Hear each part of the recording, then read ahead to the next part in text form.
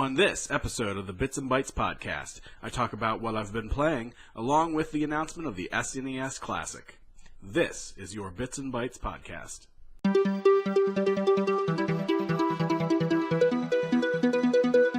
Hi, what's up, everybody? Welcome to episode 4 of the Bits and Bytes podcast. As always, I'm Jeff Shelley. You can reach me on Twitter at sky_striker. Also, feel free to check out the website, bitsandbytes.com, along with our YouTube and Twitch channels, described as named as the same thing, bitsandbytes.com. Also, you can check us out on Patreon if you like what we do, think it's worth $1. You can go there and donate on Patreon/bitsandbytes. That's bits with a Y. N, the letter N, then bytes, B-I-T-E-S. So what I've been playing right now is, actually, before we get into that, we're going to go over the housekeeping here. So I'm going on vacation to Ocean City, Maryland with my family next week.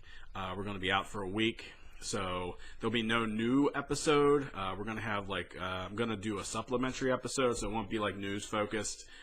So I figured it'll be the usual, a top 10 list and stuff. I think we're going to do the top 10 PlayStation 4 console exclusive games. So that's what we're going to do next week. It should go up on Tuesday. So that'll give you something to look forward to. At least we're hitting every week with that, but it won't be a numbered episode. It'll just be sort of like an evergreen, as they call in the biz, just sort of like a filler episode. But that's going on next week. So now that I got ahead of myself, we're going to go over to what I've been playing. Just purchased Oceanhorn for my Nintendo Switch last week. Been sort of liking it so far. It's very Zelda-esque, you can say that. You can't even blatantly say, you can't even just say, oh, it's inspired by Zelda. It's pretty much Zelda. Down from the camera angle to how your character moves, the fact that you get bombs and all the same stuff. It's basically Zelda. It's sort of an okay Zelda clone. It's nothing stellar, and it doesn't really bring anything original to the table, but it does sort of feed a feeling that I've had that a nice classic Zelda game like that sort of just feels a niche right now with my Switch while I'm waiting for some other titles here, because ARMS didn't really grab me, so I'm sort of hovering here on what to play until probably Mario Rabbids comes out in August. I'm really looking forward to that title. But so far, I've been playing that sort of slowly, getting through it. It just hasn't really sunk its hooks into me yet. Hasn't really grabbed me. The game that has grabbed me a little bit more since last podcast has been Mass Effect Andromeda. Again, I think it just had a clunky start. Now that things are opening up, I'm able to mine planets. I'm exploring planets in my rover, getting a lot more side quests and have a lot more just stuff to do. It feels a lot more like an old Mass Effect game. Haven't run into anything too wonky. I'm playing on, I didn't buy it just when it came out, so I'm playing on, I think, patch 1.08. So not noticing anything weird like facial animations or anything like that. I think the only thing that I did have that was weird, but I think I might have had that in some of the original Mass Effects too, was where the character's talking and there's his mouth's moving, but there's no audio to go along with it. I had one instance of that so far. Had a few rough loads where I'm traveling and I noticed a little hitch where it's trying to catch up and load the next part of the environment. But overall, I've been really enjoying it. I'm starting to get the hang of the powers and stuff. Starting to get a hang of the crafting system and how that works. The only thing I don't quite like is, I think in the original Mass Effect you had med gels. Now, someone correct me if I'm wrong in the comments, but I have yet to get med gels. I think you get shield barriers, but the only time it looks like I can refill my health is when I come across a health case on the ground and come up near it, and then my health will refill. So I'm sort of missing that aspect, because I'm pretty good at monitoring my health and making sure I have plenty of health healing things and stuff. So I'm sort of missing that aspect of the game, and just sort of oh, you got to get to this point, then you get a heal. And so unless you can get through this section here without healing, you're pretty much kind of screwed. But so far, I'm enjoying Mass Effect more than I thought I would, just based on how the early reviews and stuff had been. There's been like a lot of a lot of crap. I was going to say a bad word, but a lot of crap talked about it. But so far, I'm enjoying it. I'm enjoying it a lot. I think I'm going to continue playing it when I get back from vacation. I was hoping to get some more time this week. I don't think that's going to happen because I got 2 podcasts to record. I think I got like an article and stuff that I'm writing alongside some other stuff that's going on. So not quite sure where I'm going to fit in more Mass Effect, but that's about it. So we're just going to segue into the news right now. So last week, Sega released its Sega Forever service.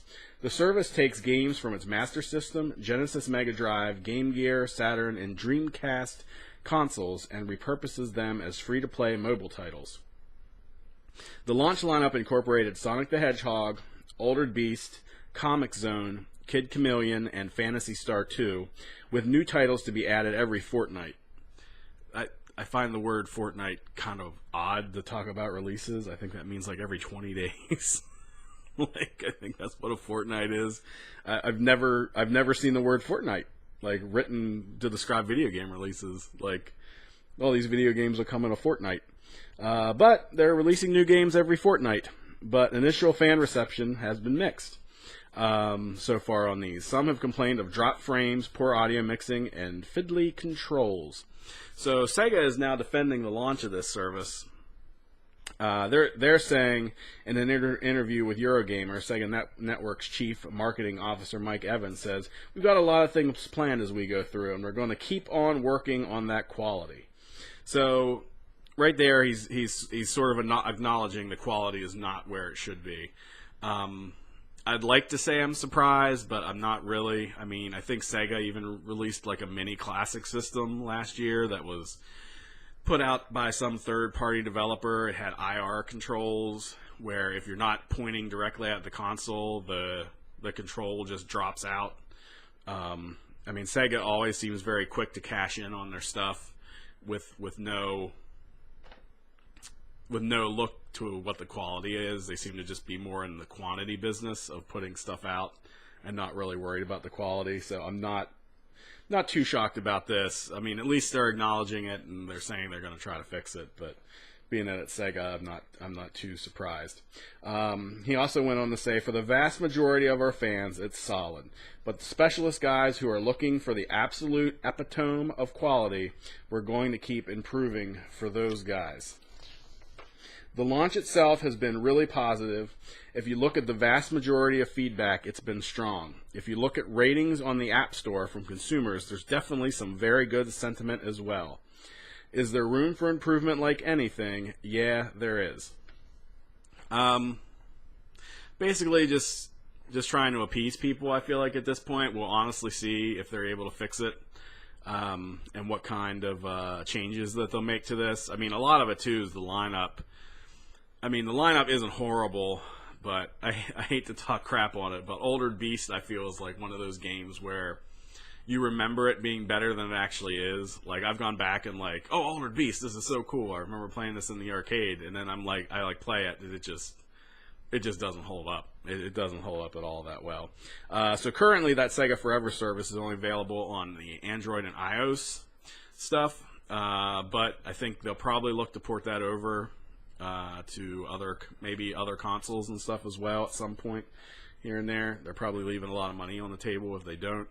I, for one, would much rather have physical controls with it than try to use touch. But that's just me.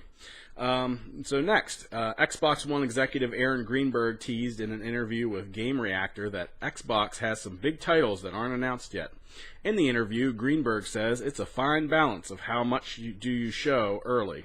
I can tell you that there are a lot of other projects happening for Xbox with a lot of big titles that we're not talking about today. We always balance that. How much do we show farther into the future? The fact was we showed 42 games at the E3 briefing with a really great variety of titles. They really needed this. Like, they need to have more titles. Out of the titles they shown, not a whole lot appealed to me. I think they had Sea of Thieves, which I thought looked cool. I probably wouldn't play it. I'm not big on multiplayer. And they had Crackdown 3.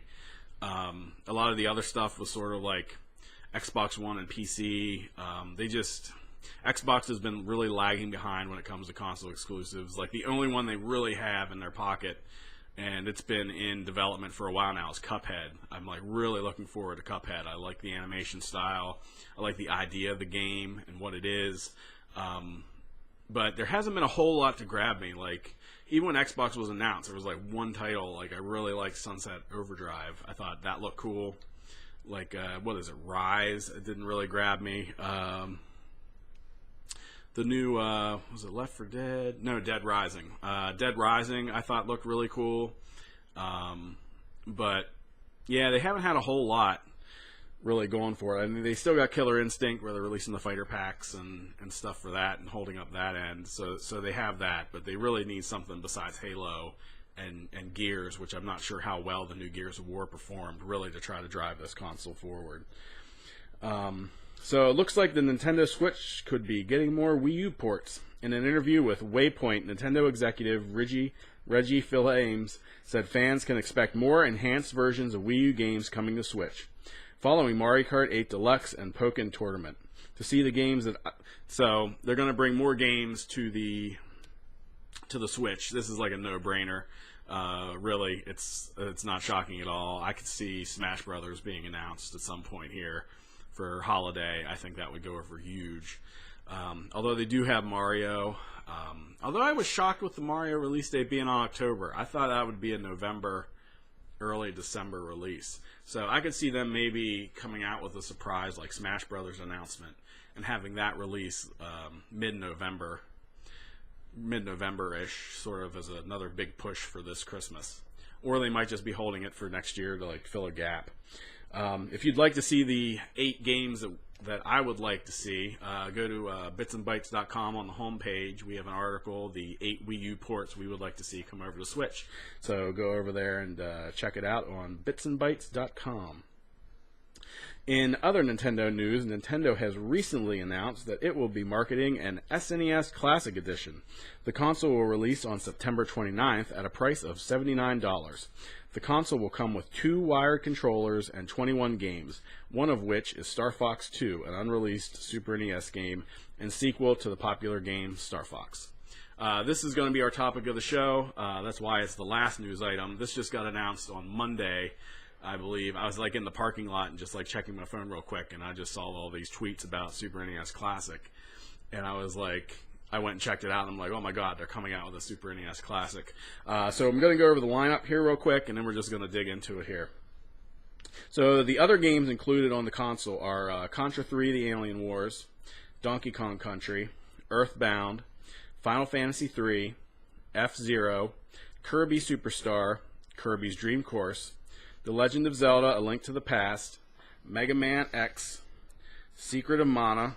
You get the original Star Fox, Star Fox 2, Street Fighter 2 Turbo Hyper Fighting, Super Castlevania 4, Super Ghouls and Ghosts, Super Mario Kart, Super Mario RPG Legend of the Seven Stars, Super Mario World, Super Metroid, Super Punch-Out, and Yoshi's Island. So that's a really good lineup of games. Is it as extensive as I would have liked to have seen? No. But for the price they're charging, it's definitely a solid lineup. I'm being very cautiously optimistic about this, just based on the release of how they handled the NES Classic. Now, they're saying that they're going to make more of these than what they did the NES Classic. I'm hoping it's a lot more of these. Like, they can't just say, oh, we're making a little bit more of these, because the NES Classic was so in demand that they really need to make a lot of these. Like, I want to see these on end caps at Christmas, just you're able to pick them up.